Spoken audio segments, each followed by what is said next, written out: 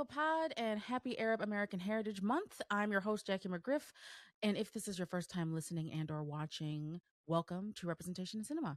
We talk about the films that center Black, Brown, and Indigenous voices, as well as on the film industry itself. I'm not only your host, but also the founder, director, and co-producer of Our Voices Project, a production company that shares the stories and lived experiences of Black, Brown, and Indigenous peoples through visual storytelling and truth-telling. We're community engaged filmmakers who firmly believe that you cannot center these communities without also being in community and in solidarity with them. If you're watching this on YouTube, make sure y'all hit that subscribe button and also the little bell to get notified about when new episodes drop. If you're listening on your preferred podcast platform, hit that follow button. If you like today's episode, please rate us 5 stars and leave a comment letting us know all the things that you enjoyed about this episode. Tonight starts a new series highlighting the representation and misrepresentation of Arabs in Western cinema, more specifically the US.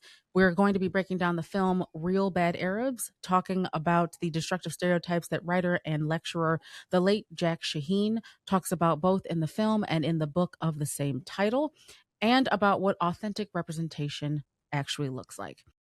For so long, our government has fed us these stereotypes repeatedly in movies, manufacturing consent to commit global atrocities. So we're going to be diving into what to look for and how to advocate for the kind of representation that paints Arabs as the multifaceted, complex human beings that they are.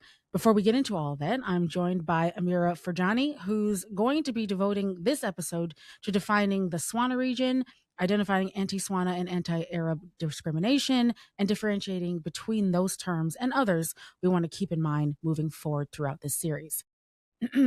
Amira, do you want to tell the people all about yourself? Yes. Hi, everyone. I'm Amira. You can find me as Amira Out Loud on most platforms. I work in marketing and communications. I have a keen eye for detail and creative problem solving, and I use that experience as well as my experience as a Tunisian American to bring my unique perspective, specifically around educating about the Southwest Asian and North African region and the discrimination that we face as peoples from that region, as well as the often erased diversity of that region, which is what we see in a lot of American cinema, where we're flattened into either all being Arab, all being Muslim, all being this vague, omnipresent threat, basically, to America. So I'm really excited to join this podcast and dive into that and dive into why it's so important to have these conversations, because unfortunately, they're not really being had. Yeah. Thank you so much for joining us and for being, I guess, my co-host, co-pilot, co-conspirator. Well, actually, I'm more the co-conspirator here because it's Arab American. So I'm the co-conspirator here. So I've dragged you into our plan. oh my gosh, you know what? And I'm here for it. By the way, for our listeners and our viewers for the rest of the series, if you haven't already seen Real Bad Arabs, that's REEL, Real Bad Arabs, we highly recommend that you watch. It is free 99 on YouTube right now. It's less than an hour. We highly recommend that you go and check that out. And with that, Amira, can you take us through the terms that our audience needs to know? Let's start with the term SWANA. I think you had already started to define it there, but do you want to explain, that term as opposed to using a Yes. phrase like Middle East? Yes, absolutely.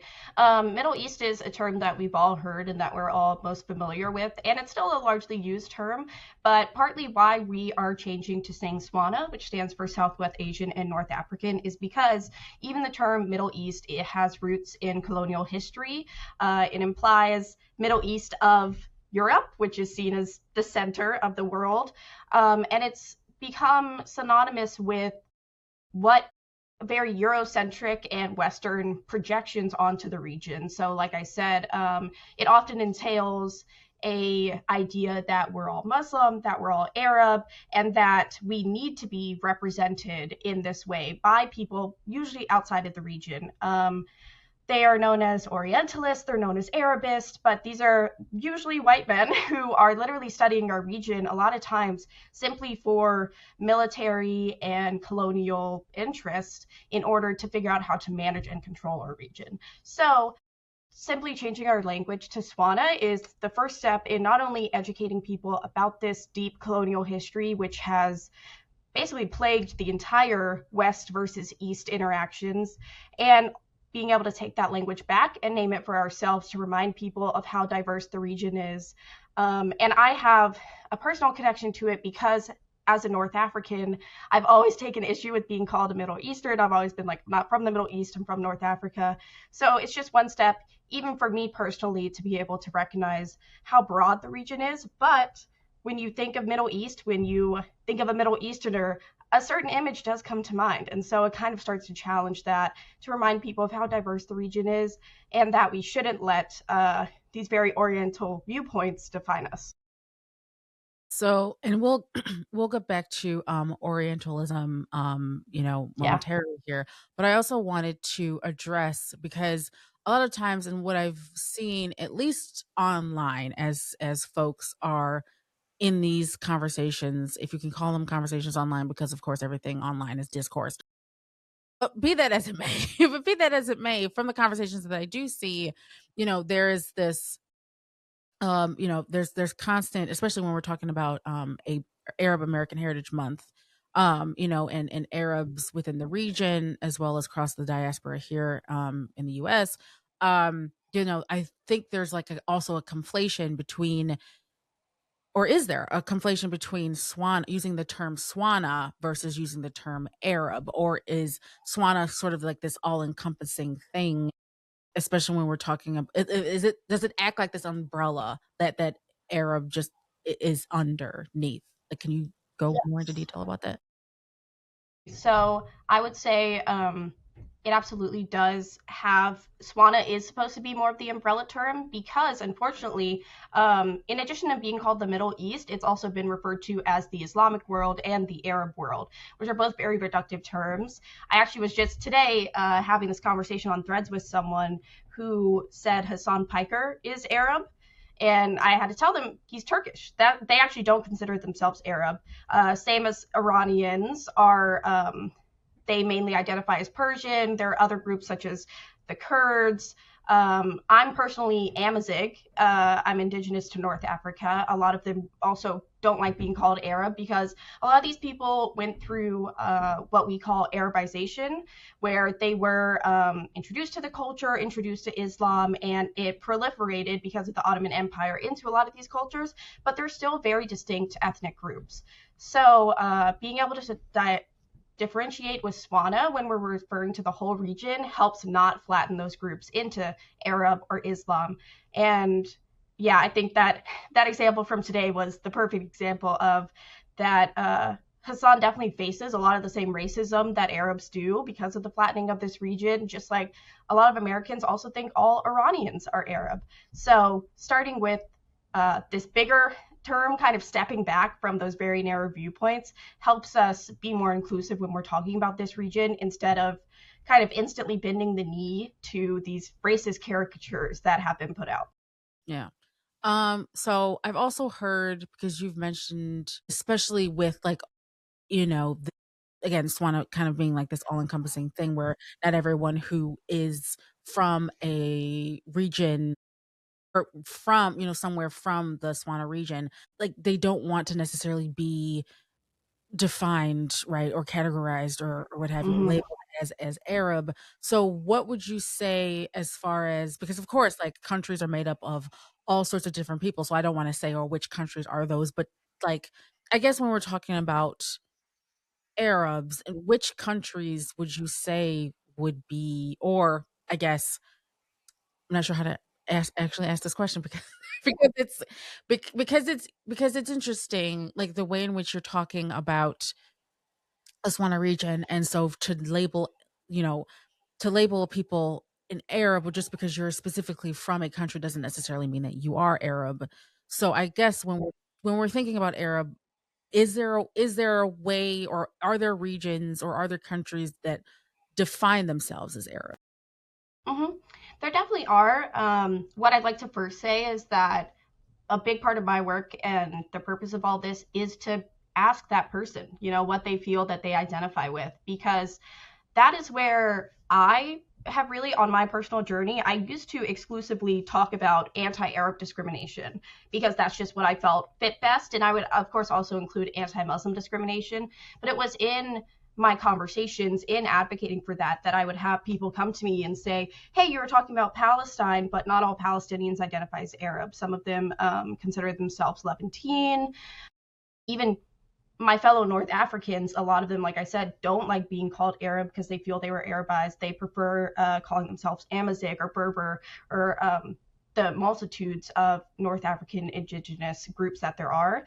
And so a big part of that is listening to the people and hearing what they identify with, how they define their cultures. But there are absolutely, like the United Arab Emirates, that consider themselves very Arab. And Arabic also being a language, there are a lot of these countries, such as Palestine, that speak predominantly Arabic. And so a lot of those people do consider themselves Arab, but it's not something that I would say from within these countries is fully agreed upon. It's definitely an outsider label from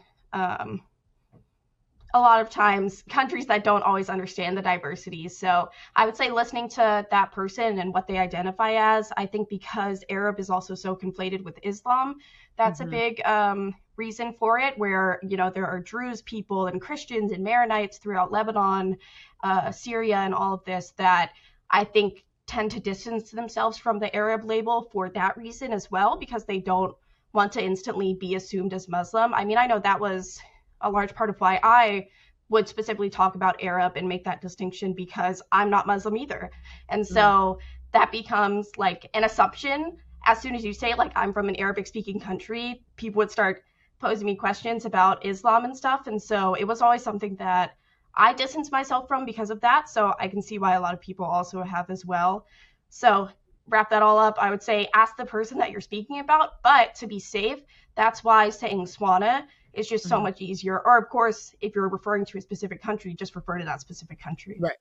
Okay. Yeah. Good to know. Thank you so much for that. Yeah. There's there's always, I mean, especially with, you know, us as Americans, and especially like the many negative lights that those regions have been put into for so long, not Mm-hmm. just through movies, which is of course what we'll be getting into later on in our series, but also um in our news media. The things that we get as Americans are definitely not the things that other countries are getting, just as far as like what's going on in that region, which is why so many of us, and especially during, you know, the Palestinian genocide right now, we turned to independent journalists, you know, on the ground who were experiencing, right? I mean, who are experiencing things that are happening on the ground. So And I there, think in yeah. American media, especially, there's a big erasure of that history. I mean, this is the oldest part of the world, really, especially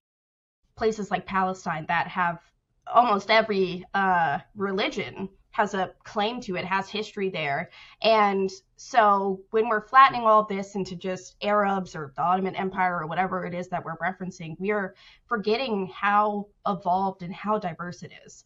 You know, it's similar to how Asia is a broad umbrella term, but Japanese Mhm. people Right. are separate from Chinese people because these are just such cultures with such a deep history that they've like Tunisian Arabic, completely different from Palestinian Arabic.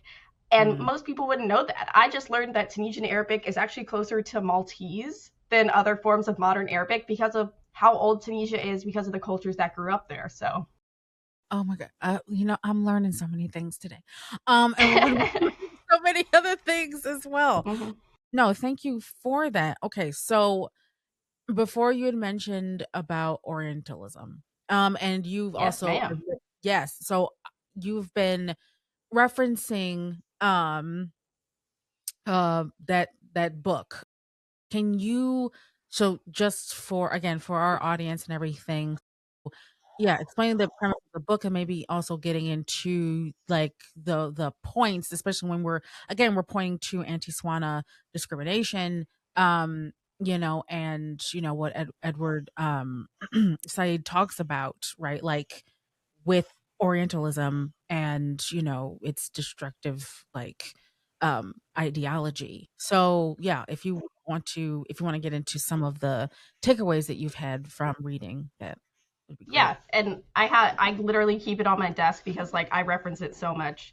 But Edward Said is a Palestinian American. He lived in exile after his family was removed from Palestine from the Nakba, and so his perspective is really key. But he kind of was the grandfather of this idea of finally giving us a voice against Orientalists, which are people who in addition to Middle East, what they actually used to call the Middle East was the Orient.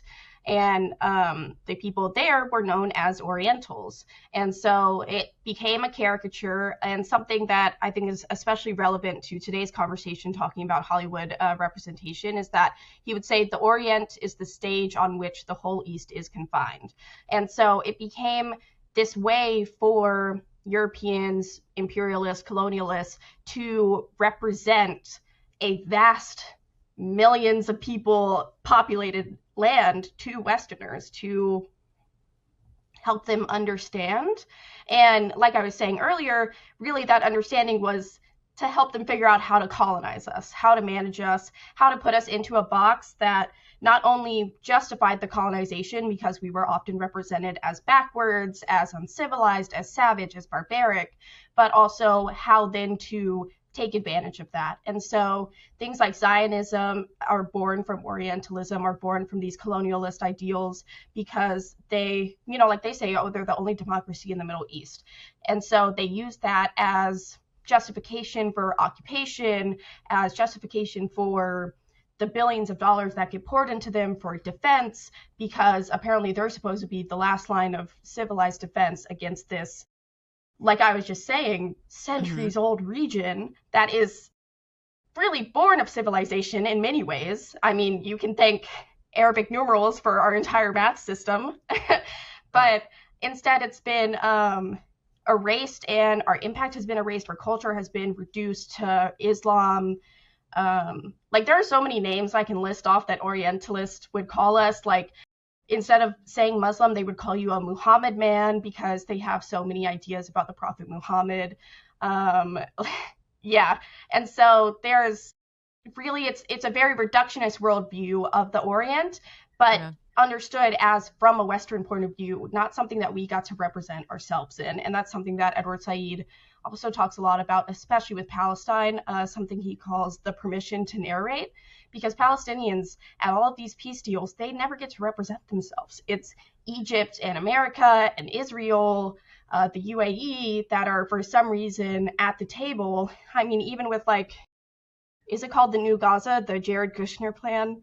God. I don't think a single Palestinian was part of that. In fact, I recently heard they did have a Muslim woman on the board. I don't know how she got there, but she left already. So, like, it's this idea that we simply are not the narrators right now in the Western world of our own story. And so, if you look up Edward Said, you will find a lot of white Orientalists very mad about it.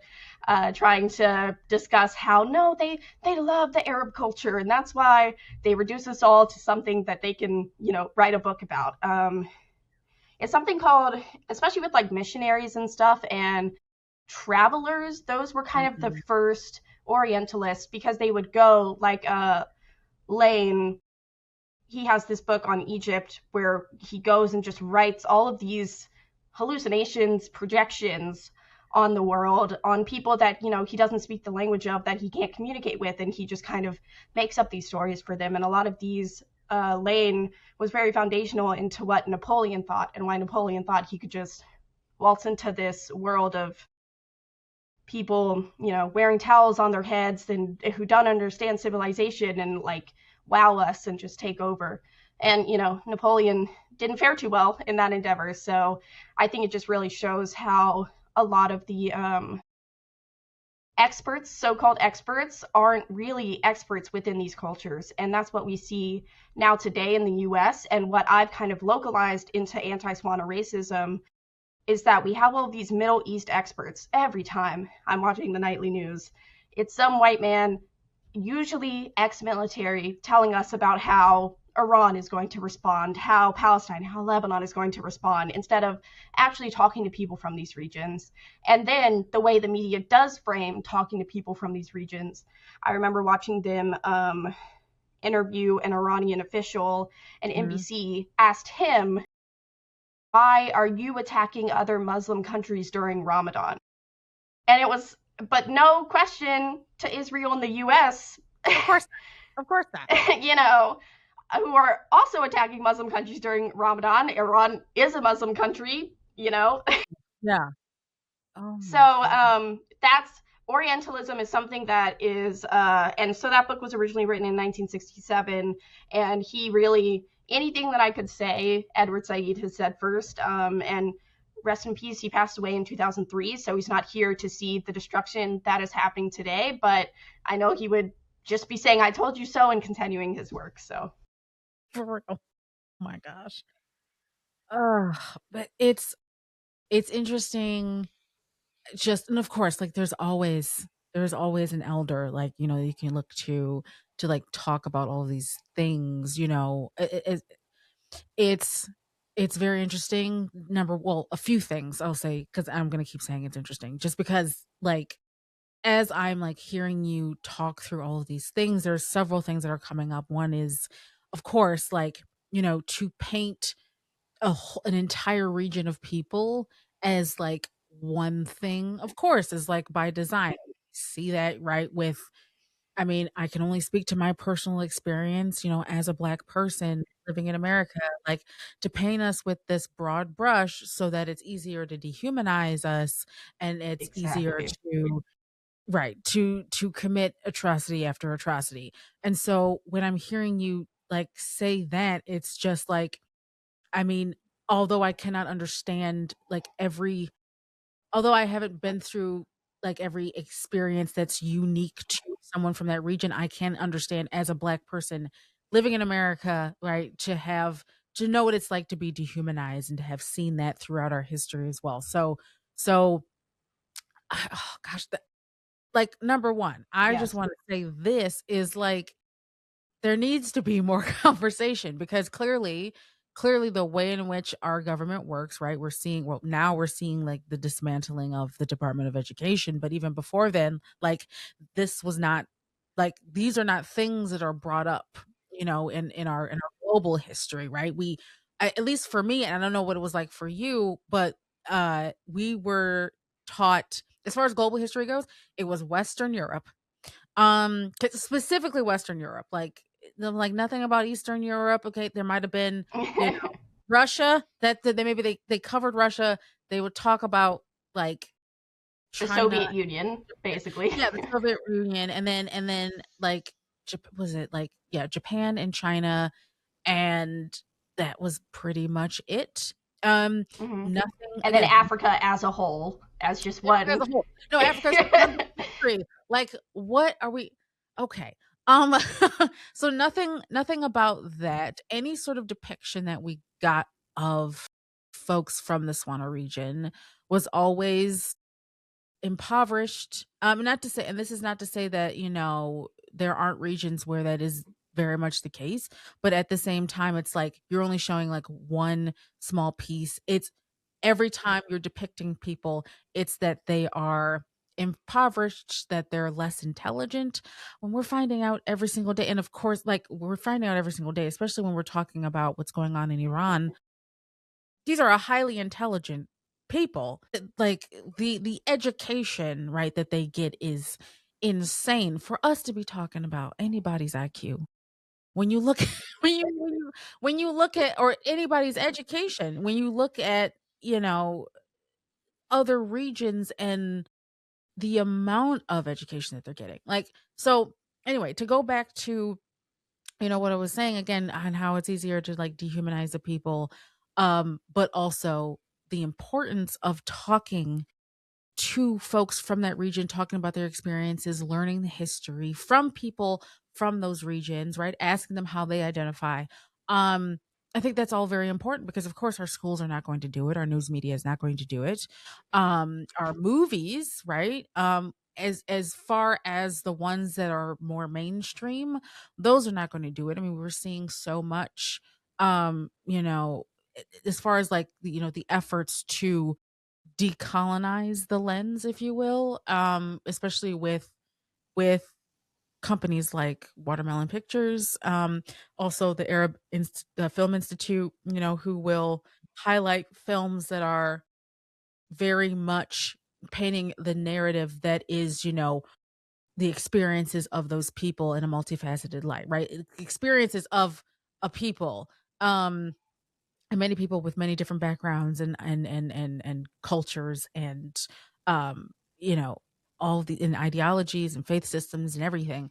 um I think it's more important now more than ever to, like, again, continue to have these conversations, but then also making sure that we are having not only having conversations, but also making sure that we have and refer to, you know, elders before us, elders who are still here, people who are experts not only in just their lived experiences, but then also in the history and the culture, the history of colonization. Because I'm even hearing you talk about, how folks, especially in North Africa, many of them don't want to identify or don't identify as being Arab because of the colonization that's happened even there, or being Arabized. Is all very interesting, and it's a again, it's a this is a massive region that we're talking about, um, and we haven't really been shown or taught a lot. So, yeah, all of this. I'd like to touch on when you're talking about Black people, especially. Part of another reason I say SWANA is because people have this separation between Black people and Arab people or SWANA people, and there are Black Palestinians, Black SWANA people throughout the region, and I especially use SWANA in the sense that also includes Somalia and Sudan, because while they have a very unique experience being predominantly Black, we see, like with people like Rep Ilhan Omar, a lot of the same rhetoric being used against Rep Rashida Tlaib, who is a Palestinian American, being used against Rep Ilhan Omar for being a hijabi wearing Black woman. And we're seeing that hateful rhetoric get spun into violence. Like you said, with the dehumanization, a lot of Black liberation fighters have been called terrorists in the same vein that Arab freedom fighters are called. So while we have unique experiences, like with how, ICE may be more wielded against SWANA people because we're seen as foreign, there's still a lot of overlap because Somali people go through some of the same stuff. Yeah. Yeah, absolutely. Is there anything else that you, as far as like takeaways go from Edward Said's book, that you really want our audience to know? And especially, like, I'm going to be putting the title and the author's name, of course, in the show notes. But for people to go and check out. But is there any other takeaways that you would, like to address?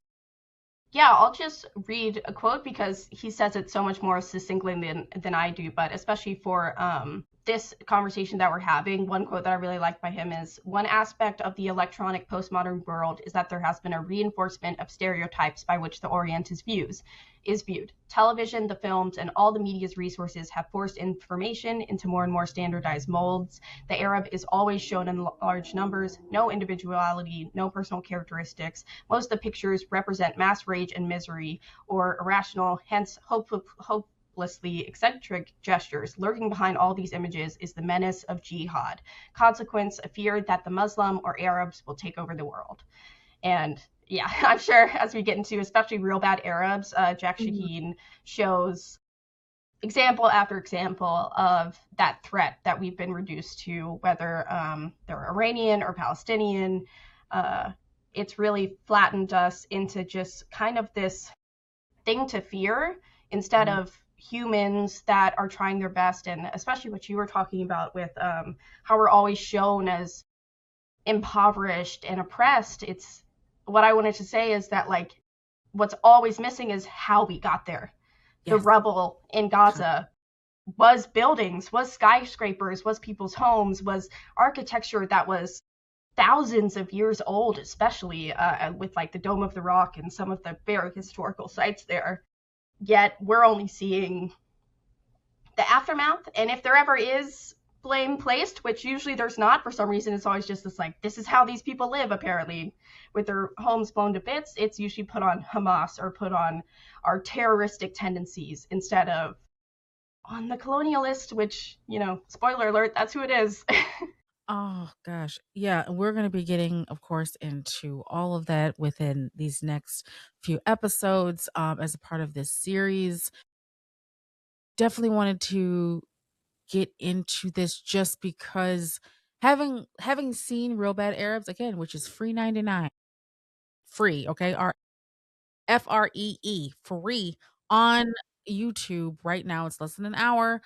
But like there was so much, and of course we're gonna be getting to this, but there was so much in there that I think like in the back of your head, like you're not surprised, right? But it's just it's kind of like Something you overwhelming. haven't seen before. Like it's Yeah, just so normalized. It's right. just background noise until you're like, wait, yeah, why is it always someone Yeah, dressed like that in a kafia yelling usually gibberish Arabic because you're usually not even an Arab person and they can't even speak Arabic. Why is that happening? right. Exactly. And there is so much to cover within these next or upcoming episodes that I am very interested in getting to talk to you and other folks with uh these lived experiences. I'm so excited to be talking about all of that. Um Before we wrap up, Amira, where can folks find you and how can they support you? Yes, I'm on Substack, Amira Out Loud. I have a lot of this kind of foundational conversations that we've been having about like why I say SWANA, why I think it's more important to use inclusive language. That was my most recent blog post, and also discussing anti-SWANA racism, always referencing Edward Said all over my Substack. I'm most active on Threads, which is Amira Out Loud 2026, but just search Amira Out Loud on your preferred social media. You'll probably find me. And yeah, thank you so much. I'm so excited to see the rest of this series as well. Yes, absolutely. I'll be putting together a list of first of all, y'all, Amira she has so many references for us. When we're going through the notes, I'm like, I've got homework to do, which is totally fine. Which is totally fine because, of course, we're at Our Voices Project. We're all about education, especially when we're talking about films and looking at films critically, especially with a decolonized lens. So I will be putting links to quite a few of those sources as well as of course where you can find Amira and support her and read up on so many of the things that she's consistently talking about, especially when it comes to anti-SWANA discrimination. And with that, I'd like to thank you, Amira, for joining us tonight. Like you said, I am also so excited to have you on for the rest of the series to talk about all of this and more. Listeners, like I said, we'll have information about where you can follow and support her in our show notes or in the description below, of course, if you're watching on YouTube. Wherever you're listening from, hit that subscribe button. And if you liked tonight's episode, please give us a 5-star rating. Share this episode and leave a comment to let us know what you liked the most about tonight's episode. Follow us on Facebook, Instagram, TikTok, Threads, all the things. You can also visit us at ourvoicesproject.com and sign up for our newsletter to learn more about what we do. In our next episodes, we're going to be breaking down the misrepresentation of Arabs in Hollywood, Hollywood's ties to the US government, navigating the film's industry as an Arab actor, and what authentic representation actually looks like. Until then, we highly recommend, and I can't say it enough, to go and watch Real, that's REEL, Bad Arabs, now available for free. This education is for free, y'all. Okay. On YouTube. This has been Jackie McGriff, your host for this episode of Representation in Cinema. As always, thank you for listening.